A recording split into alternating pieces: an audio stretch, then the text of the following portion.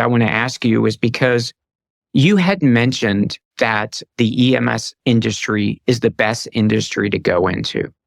And I agree with you to the point that my son, many of you have heard his voice on this podcast before. His name's Chris. He's an EMT. He's a freshman in college.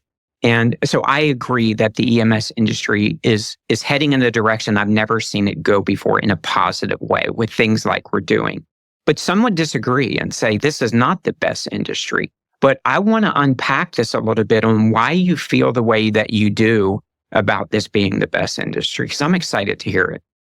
Yeah, so anyone that knows me knows that I feel that statement on a visceral level is truly, it's in my soul, it's in my bones. I joke that EMS is in my blood. You know, I married a paramedic. My son was born during EMS week. My wife's water broke at our EMS week barbecue. EMS permeates all things in my life in a really positive way. And I think that it certainly can do that with everyone. Now, that being said, that doesn't mean I've never run a bad call. That doesn't mean I've never had a bad boss. That doesn't mean I haven't been held over or had to work holidays or night shift or mandatory or, you know, all the stuff that comes with it.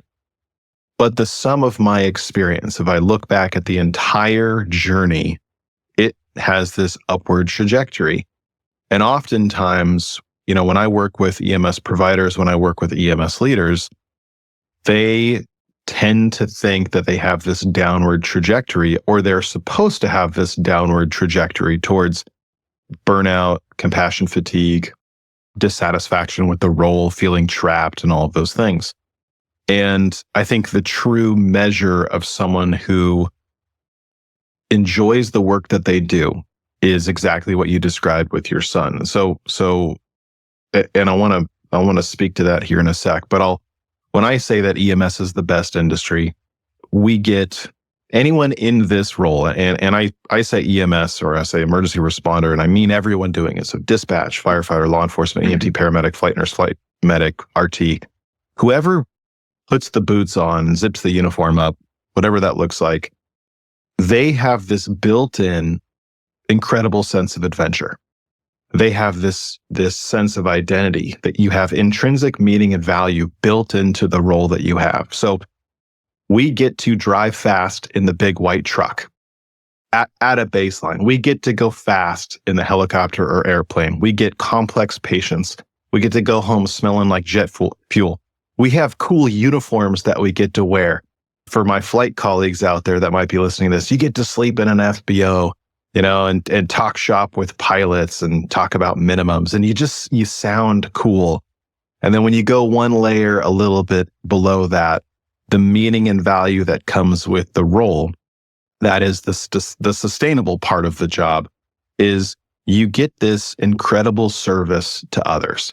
And so there's this subsect of the population, these kind of, I work with a psychologist by the name of Dr. John Becknell. He works with EMS agencies across the United States. He calls it the warrior rescuer archetype.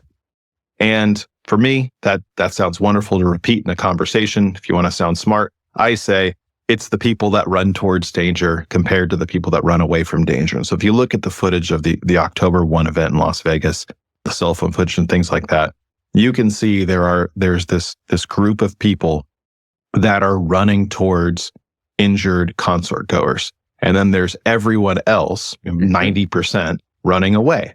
And they didn't show up to work that day, but it is so ingrained in their soul, that sense of service to others, that under any circumstance, they're going to lean into that, and they're going to support, they're going to help people.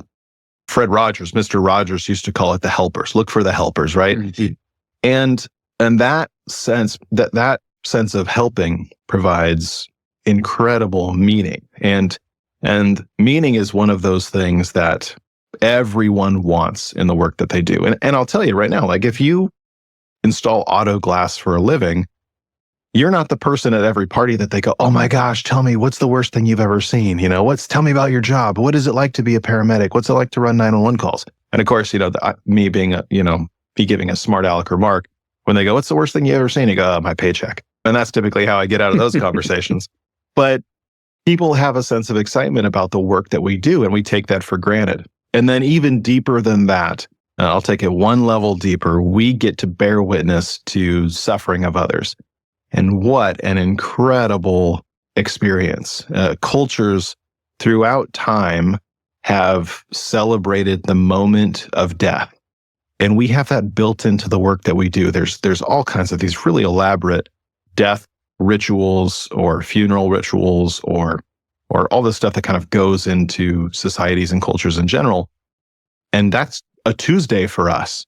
And what an incredible experience to be able to be there with someone at the end, to be able to support the survivors and guide them through in a healthy way. Like, that is something that I think most of us take for granted. But what an incredible experience. To me, that is that's true meaning and value. That is not something that the rest of society gets to experience. And so, yeah, we have this, the rival football, the high school football team mentality with other EMS agencies or hospital systems or things like that. But we have this really special thing that binds all of us together. And it's all three of those things. If you like this episode, check out the full podcast right here. If you want to see more videos, you need to check out right here.